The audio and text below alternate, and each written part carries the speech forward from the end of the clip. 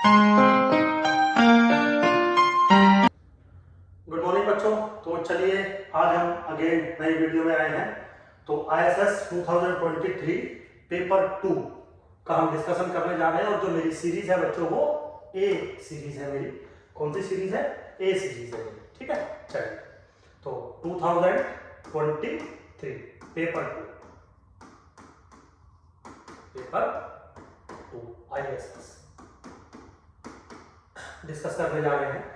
क्या है क्वेश्चन? सबसे पहले रीड करते हैं, आराम से देखते हैं क्या क्वेश्चन है। Let x follow the uniform 7, 7 plus theta where theta is greater than 0। ठीक है, चलिए u being the uniform distribution, ठीक है, define a statistics t which is equal to a into x minus b का whole square, then the statistics t become unbiased estimator of theta square। ठीक है बच्चों इस क्वेश्चन को करने के बहुत सारे तरीके हो सकते हैं। मैं ये नहीं कह रहा कि जो मैं तरीका दे रहा हूँ वो एकदम बेस्ट है। ये बेस्ट कुछ नहीं होता चलिए मजाक कर रहा था। तो लेकिन वो इजी तरीका है क्योंकि ऑब्जेक्टिव पेपर है तो आपको थोड़ा सा ट्रिकी सोचना पड़ेगा क्योंकि उसने ट्रिकी ही पूछा है। 1 मिनट का टाइम होता है, उसमें क्वेश्चन पढ़ना भी है, सॉल्व भी करना है। तो एकदम ट्रेडिशनल तरीके से हम काम नहीं कर सकते। ट्रेडिशनल तरीका क्या है इसका? आप इसके होल स्क्वायर को खोलिए। क्या दिया हुआ है कि t अनबायस्ड एस्टिमेटर है थीटा स्क्वायर का।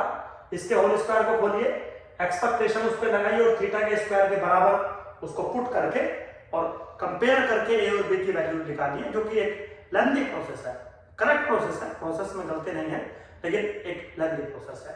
हम इसको देखिए कैसे करेंगे, बिल्कुल इजी वे में। सबसे पहले तो x आपका जो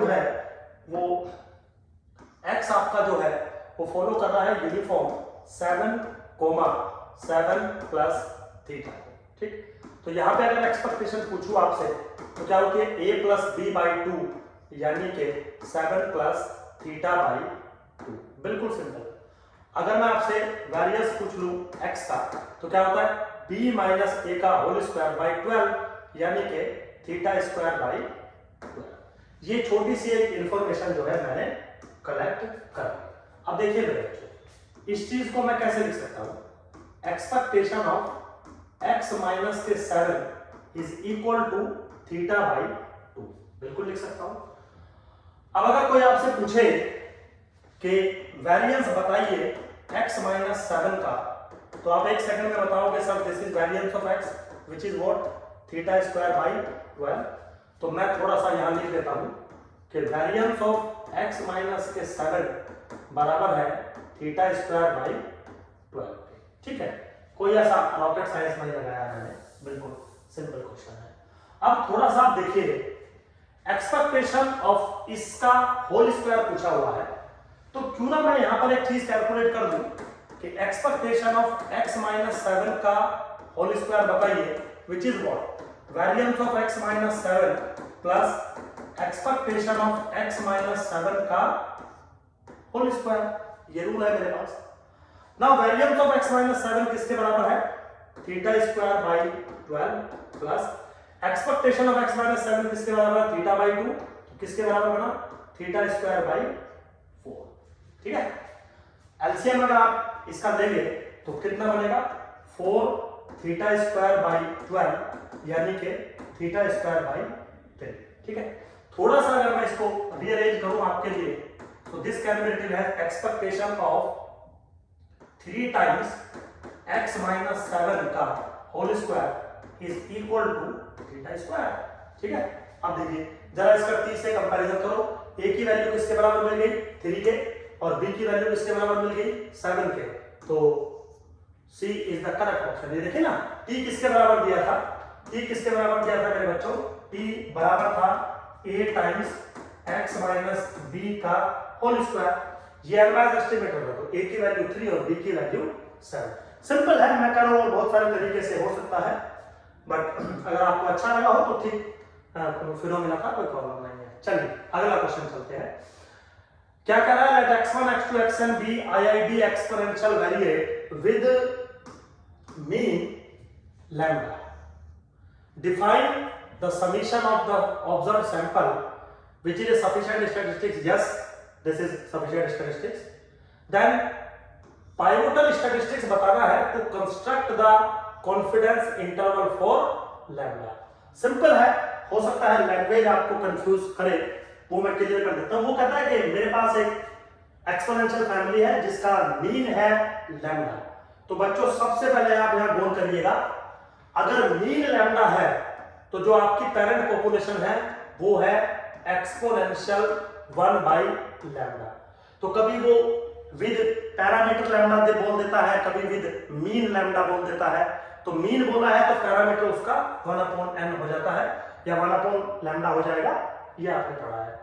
अब वो कह रहा है कि अगर मैं t का इस्तेमाल करूं लैम्डा को के इंटरवल एस्टिमेशन को कैलकुलेट करने के लिए, तो जो टेस्ट स्टैटिस्टिक्स बनेगा विद रेस्पेक्ट टू t या इन टर्म्स ऑफ t, वो क्या बनेगा? तो जो पाइवोटल स्टैटिस्टिक्स उसने बोला है उसका ये मतलब है कि अगर मैं t का इस्तेमाल करूं लैम्डा को एस्टिमेट करने के लिए in case of interval estimation theory, तो t से तो बनेगा नहीं, t के किसी फंक्शन से बनेगा। वो फंक्शन क्या होगा आपको ये बताना है। वो क्या होगा? 2 lambda by T, 2t by lambda, 2 lambda by T square, something.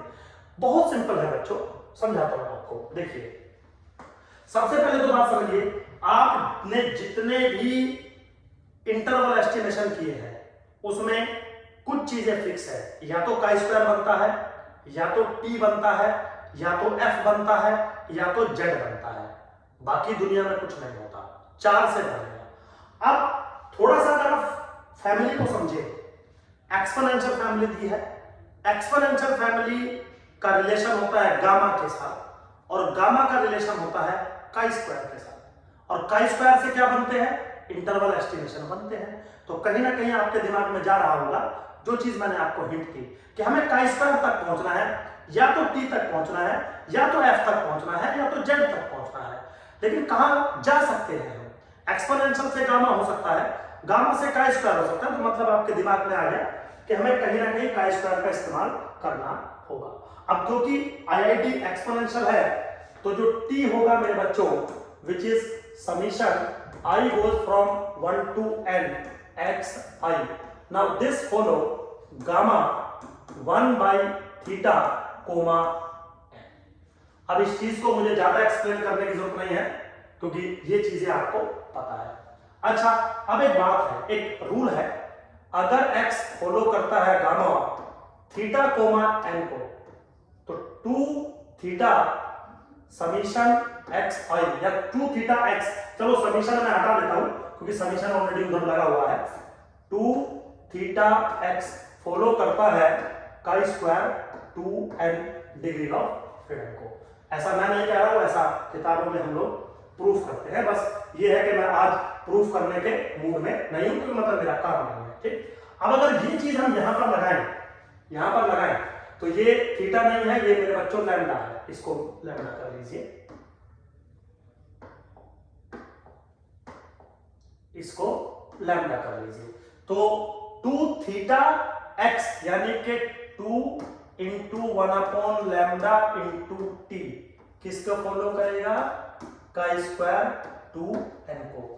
तो 2t बाई लैम्डा स्टैटिस्टिक्स बनेगा जिससे मैं इंटरवल एस्टिमेशन परफॉर्म करूंगा लैम्डा के लिए। समझ में आया? ऑप्शन देखिए कहीं ना कहीं जरूर होगा 2t by lambda, B option is the correct option. तो ये एक्चुअली क्वेश्चन का, इस क्वेश्चन का ये फॉर्मेट था।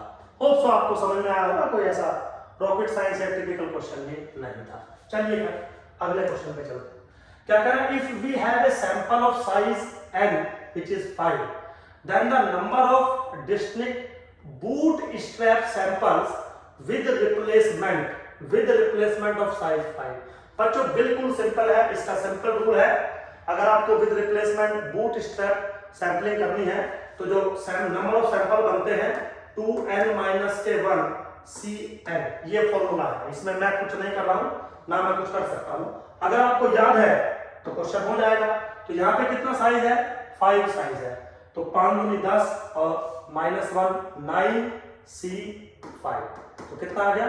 9 फैक्टोरियल 5 फैक्टोरियल इंटू 4 फैक्टोरियल, तो कितना आ जाएगा? 9 into 8 into 7 into 6 divided by 5 cut गया, 4 इंटू 3 इंटू 2, तो कितना आ गया, इससे ये कट गया, इससे ये कट गया, 18 इंटू 7 126, 126, ठीक है बेटा।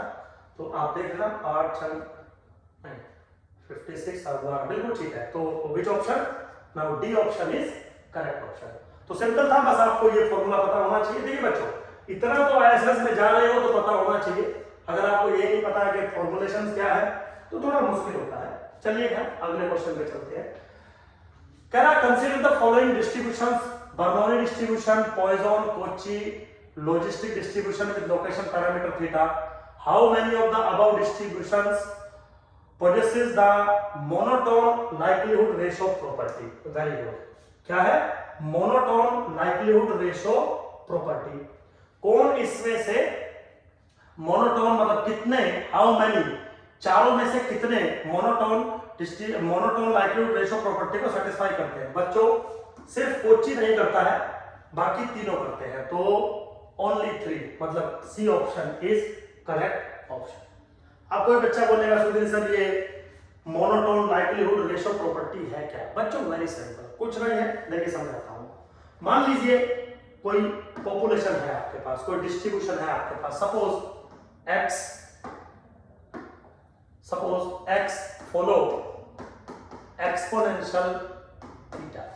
थीटा क्या है? एक पैरामीट्रिक फिनोमेना है। तो मान लीजिए मैंने इस फैमिली से, जो कि जैसे है ना Bernoulli distribution, Poisson distribution, Cauchy, this one, इस फैमिली से मैंने दो मेंबर ले लिए। एक का डेंसिटी फंक्शन है f of x is equal to suppose कुछ भी मैंने ले लिया, मान लीजिए theta 0 e to the power minus theta 0 x, ठीक है। तो ये डेंसिटी फंक्शन हो गया एक्सपोनेंशियल थीटा 0 का। फिर मैंने दूसरा मेंबर ले लिया जिसका डेंसिटी फंक्शन है suppose theta 1 e to the power minus theta 1 into so basically ये दो अलग अलग डेंसिटी फंक्शन है, एक एक्सपोनेंशियल थीटा 0 का है, एक एक्सपोनेंशियल थीटा 1 का है। जो फैमिली है वो एक्सपोनेंशियल ही है, समझ गए? जो फैमिली है वो एक्सपोनेंशियल ही है। अब अगर मैं इनका रेशो करता हूं, तो सपोज मैं रेशो करता हूं ऐसे f of x divided by g of x। तो यहां पे मैंने डेंसिटी फंक्शन का रेशो किया है, लाइक्लीहुड का भी रेशो ऐसे ही होगा। वो कहता है कि मोनोटोन लाइक्लीहुड रेशो प्रॉपर्टी तब सेटिस्फाई मानी जाती है कब? when x2 is greater than x1 implies f of x2 divided by g of x2 must be greater than equal to f of x1 divided by g of x1. That's it. So if this condition is satisfied by some family like exponential का मैंने case लिया, then we say the monotone likelihood ratio property is satisfied। तो ये जितने भी दिए हैं इनमें कोची को छोड़ के सब इस कंडीशन को बच्चों सेटिस्फाई करते हैं। तो सिर्फ कोची नहीं करता है, इसलिए 4 में से 3 जो है वो सेटिस्फाई कर रहे हैं। होप सो आपको समझ में आया होगा, मतलब ठीक है, इतना ही हो सकता है बच्चों। अगला क्वेश्चन पे चलते हैं। नेक्स्ट क्वेश्चन क्या है? Let x follow the normal distribution normal mu comma sigma square. Consider the hypothesis for the test as null hypothesis है mu is equal to 2, alternative hypothesis है mu is equal to 3. Which one of the following statement is correct? H0 is simple, H1 is composite, both simple. H0 is composite, H1 is simple, both H0 and H1 are composite. Very good. Answer है D option. बहुत simple और अच्छा question है। इसका जवाब आप तभी दे पाएंगे अच्छे से जब आपको नॉलेज होगी। देखिए, सिंपल हाइपोथेसिस उस हाइपोथेसिस को कहते हैं जो पॉपुलेशन के सारे पैरामीटर्स को, बी केयरफुल, पॉपुलेशन के सारे पैरामीटर्स को इक्वालिटी में डिफाइन करती है। अब अगर हाइपोथेसिस किसी पैरामीटर को डिफाइन नहीं करती या इक्वालिटी में डिफाइन नहीं करती तो वो कंपोजिट हो जाती है, ठीक।